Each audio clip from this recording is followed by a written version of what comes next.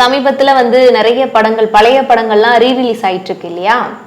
அதுல அடுத்து வரக்கூடிய ரீரிலீஸ்னா நம்ம தளபதி விஜயோட குஷி படம், அதுதான் நம்ம ரீரிலீஸ் ஆக போகுது. ஏன் இப்போ குறிப்பா விஜயோட குஷி படத்தை ரிலீஸ் பண்றாங்க? குறிப்பால இல்லை, அவரோட படம் வரிசையா கில்லி, அதுக்கு முன்னாடி சச்சின், இப்படி எல்லா படமும் ரீரிலீஸ் பண்ணிட்டு தான் இருந்தாங்க.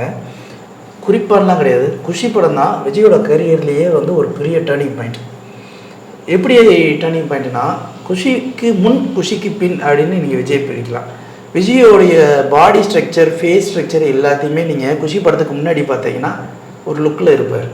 குஷி படத்துக்கு அப்புறம் பார்த்தீங்கன்னா விஜயோடைய ஸ்டைலு, லுக்கு, ஸ்வாகு எல்லாமே மாறி இருக்கும்.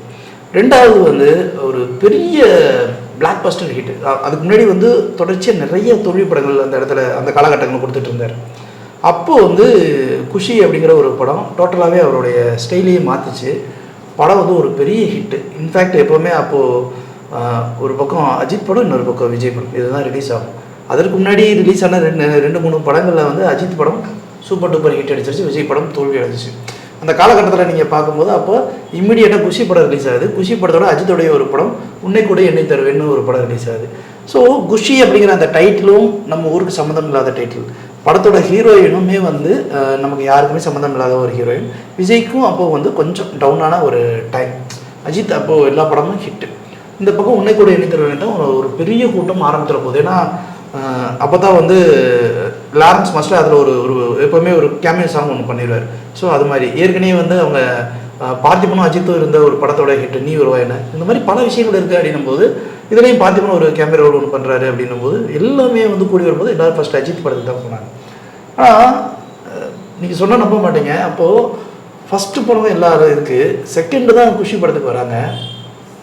ஒரு லவ் சப்ஜெக்ட்டு எப்படி இருக்கணும் அப்படின்னா, அப்போல்லாம் வந்து ஒரு எமோஷ்னலாக பயங்கர டெப்த்தாக இதயம் படம் ஒரு மாதிரி உருகி உருகி உருகி லவ் பண்ணுற மாதிரி தான் இருக்கும். அப்போ டேரக்டர் கதிரில் அந்த மாதிரியே தான் நமக்கு காதலாம் சொல்லி கொடுத்துட்டு இருந்தார்.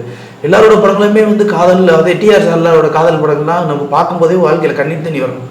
ஒரு ஜாலியான லவ், அதுக்குள்ளே ஒரு சண்டை, அந்த சண்டையில் வந்து ஒரு பெரிய பிரச்சனை அப்படின்னு எல்லா விஷயத்தையுமே ரொம்ப ரொம்ப ஜோவியலாக ஒரு விஷயத்த வந்து அப்படி கடந்து போகிற மாதிரி ஒரு சூப்பராக இருக்கும். காமெடி, டான்ஸு, ஒரு பக்காவான ஒரு கமர்ஷியல் மெட்டீரியலாக அந்த குஷி படம் இருக்கும். நீங்கள் குஷி படத்தை இப்போ இல்லை எப்போ பார்த்தீங்கன்னாலும் அது சலிக்காமல் இன்னும் போர் அடிக்காமல் இருக்கும்.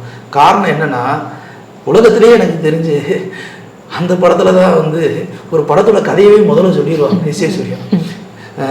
கல்கத்தாவில் இருக்கிற சிவாவும் குற்றாலத்தில் இருக்கிற ஜெனிஃபரும் இவங்க ரெண்டு பேரும் எப்படி சேர போகிறாங்க, இதுதான் இந்த படத்தோட கதை அப்படின்னு சொல்லி தான் படத்தையே ஆரம்பிப்பார். அதான் கதையை சொல்லலை, எதிர்த்து போனாயே அப்படின்ற மாதிரி தான் நமக்கு இருக்கும்.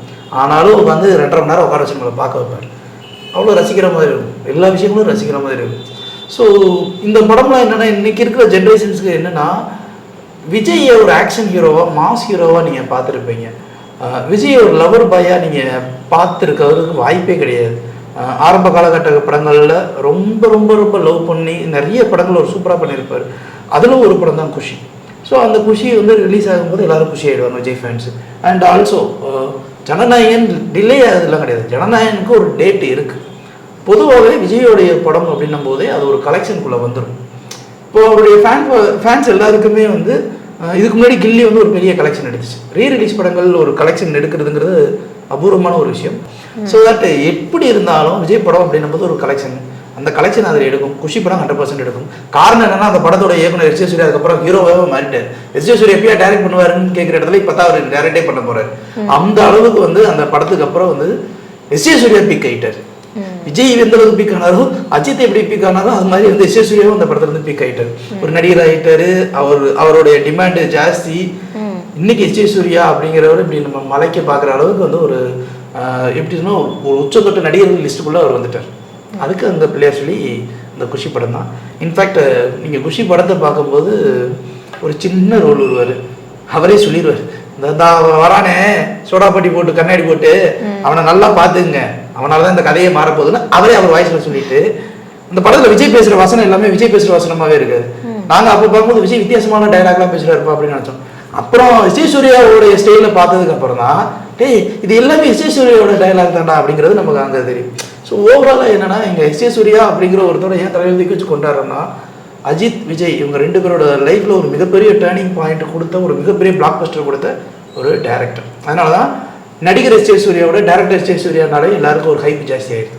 இப்போ அரசியல் வந்ததுக்கும் அவரோட படமே ரீரிலீஸ் ஆகுறதுக்கும் அரசியல் சம்பந்தப்பட்ட ரீரிலீஸ் படம்னா அது எதை சொல்லுவீங்க? அவருடைய முதல் படத்தையே நம்ம பேசலாம். நாளைய தீர்ப்புன்னு ஒரு படம். அதில் வந்து இம்மெச்சூர்ட் ஆக்டிங் மாதிரி தான் நமக்கு தோணும். பட் அது கண்டென்ட் வந்து ஒரு முக்கியமான கண்டென்ட். சரத்பாபு சார் ஒரு நல்ல ரோல் பண்ணியிருப்பார். ஸோ நாளைய தீர்ப்பு வந்து ஒரு சாய்ஸ் தான். பட் அது ஃப்ரேம் இது கிடைக்கிறது கஷ்டம்.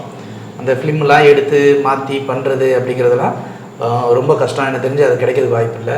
பட் தமிழன்னு ஒரு படம் அந்த டைமில் வந்து ஒரு 4 படம், தமிழ், ஜெமினி, கன்னத்தில் முத்தமிட்டால்னு நினைக்கிறேன். கன்னத்தில் முத்தமிட்டால சம்திங். இந்த ஜெமினி இது 3 ஏதோ ரிலீஸ் ஆனப்போ ஃபஸ்ட்டு ஜெமினிக்கு போனாங்க. அப்புறம் இன்னொரு பக்கம் தமிழனுக்கு வந்தாங்க. அப்புறம் ஃபைனலாக தமிழ் வந்து தனியாக ஒரு ட்ராக்ல போய் சக்ஸஸ் ஆச்சு. ஸோ அந்த பீரியடில் வந்து தமிழன் படத்துக்கு ஒரு பெரிய ஹைப்பு. ஃபஸ்ட் டைம் வந்துட்டு அப்போ வந்து மிஸ் யூனிவர்ஸில் கூட பிரியங்கா சோப்ரா பேரா நடிக்கிறாங்க. அதில் அவங்களுடைய வாய்ஸை இது பண்ணுறாங்க. அந்த படத்துடைய மியூசிக் டைரக்டர் வந்து இமான் சார். அப்போது இமான் வந்து இண்டஸ்ட்ரிக்கு அறிமுகம். மந்திர வாசன் ஒரு சீரியல் மட்டும்தான் பண்ணிட்டு இருக்காரு. அப்புறம் கார்த்திகை வச்சு ஒரு காதலை சுவாசம்னு ஒரு படம் பண்ணிட்டு இருக்காரு. இந்த இடத்துல இமான் சாருக்கு ஒரு பெரிய ஆப்பர்ச்சுனிட்டிஸ். இதை கொடுத்தது யாரு அப்படின்னா ஜிவி அப்படின்னு சொல்லுவாங்க. ஜி வெங்கடேஸ்வரன். அவர் யாருன்னா இயக்குனர் மணிரத்னத்துடைய அண்ணன். அவருடைய ப்ரொடக்ஷன்ஸில் தான் அந்த படம் இது பண்ணாங்க. ஒரு ஹை எண்ட் பட்ஜெட்டு. எனக்கு தெரிஞ்சு அந்த படத்துக்கு தான் விஜய் சார் ஃபஸ்ட் டைம் 4 கோடி சம்பளம் வாங்கினார். அதுக்கு முன்னாடி வரைக்கும் அவர் லட்சங்களில் இருக்கும்போது ஃபஸ்ட் டைம் வந்து சம்பளத்தை ஹை பண்ணி எனக்கு தெரிஞ்சு அந்த படத்தில் தான் கொடுத்தாங்க. ஒரு பெரிய எதிர்பார்ப்புக்கு மத்தியில் தான் கொடுத்துச்சு. அது ஏன் நான் பொலிட்டிக்கலாக கொடுக்குறேன் அப்படின்னா அந்த படம் வந்து பார்க்குறதுக்கு அப்போ முதல்வன் ரிலீஸ் ஆன டயத்துக்கு அப்புறம் அது ரிலீஸ் ஆனதுனால முதல்வன் சாயில் இருக்குன்னே கொஞ்சம் பேசிட்டாங்க. ஸோ ஒரு ஃபஸ்ட் ஹாஃப் பாட்டு எல்லாமே அப்படி இருந்தாலும் அதில் அடிப்படையாக வந்து இந்திய அரசியலமைப்பு சட்டத்தை பற்றி எல்லாரும் தெரிஞ்சிருக்கணும் அப்படிங்கிற ஒரு விஷயத்த வலியுறுத்தி சொல்லியிருப்பாரு. அதே மாதிரி இன்னைக்கு எத்தனை பேருக்கு தெரியும் தெரியல, மாஞ்சோலை எஸ்டேட்டோட இஷ்யூஸ் எத்தனை பேருக்கு தெரியுதில்லை. கடைக்கோடியில் இருக்கிற திருநெல்வேலி மாவட்டத்தில் அந்த சைடில் இருக்கிற மாஞ்சோலை எஸ்டேட் தோட்ட தொழிலாளர்கள் கொலை இதெல்லாம் யாருமே தெரியும். அந்த ஒரு விஷயத்த அதில் பேசியிருப்பாங்க. ஸோ இந்த ஒரு படத்தை எடுக்கலாம். அப்புறம் மாண்புமிகு மாணவன் பொலிட்டிக்கல்னு சொல்ல முடியாது. பட் ஒரு மாணவன் எப்படிலாம் இருக்கணும் அப்படிங்கிற மாதிரியான சில வரையறைகளுக்காக அதை ஒன்று பண்ணியிருப்பாங்க. இப்படி ஒரு சில படங்கள் அவர் பண்ணியிருக்காரு. அப்புறம் வந்து அவங்க அப்பாவோட படத்துலேயே ஒரு படம் இருக்குது. அந்த படத்தில் வந்து என்னென்னா அவர் வந்து பாம்பேயில் போய் ரொம்ப கஷ்டப்படுவார். இளைஞர்கள்லாம் எப்படி வந்து ரவுடிலாம் மாறுறாங்க அப்படிங்கிற மாதிரி இருக்குது. பட் ஓவராலாக ஒரு பொலிட்டிக்கல் அப்படிங்கிற ஒரு விஷயத்துக்கு ஒரு மிகப்பெரிய அங்கீகாரம் கொடுத்த ஒரு படம் அப்படின்னா நீங்கள் தமிழன் படத்தை பார்க்கலாம். ஸோ விஜய் இந்த மாதிரியான படங்களும் பண்ணியிருக்காருப்பா அப்படிங்கிறதுக்கு தமிழன் படம் ஒரு ரைட் சாய்ஸ். ரீரிலீஸ் ஆக போற குஷி படத்தையும் அரசியல் விஜயா இருக்கக்கூடிய அவருக்கு எந்த படம் சூட் ஆகும், அவர் நடிச்சதுலே அரசியல் படம் எது நல்லா இருக்கும்ன்றதை நீங்க தெளிவா சொல்லியிருக்கீங்க. ரொம்ப நன்றி sir. Like, share and subscribe பண்ணாதவங்க இப்பவே சப்ஸ்கிரைப் பண்ணிருங்க. எங்களோட அப்டேட்ஸ் உங்களுக்கு வரணும்னா பெல் பட்டனை பிரஸ் பண்ணுங்க.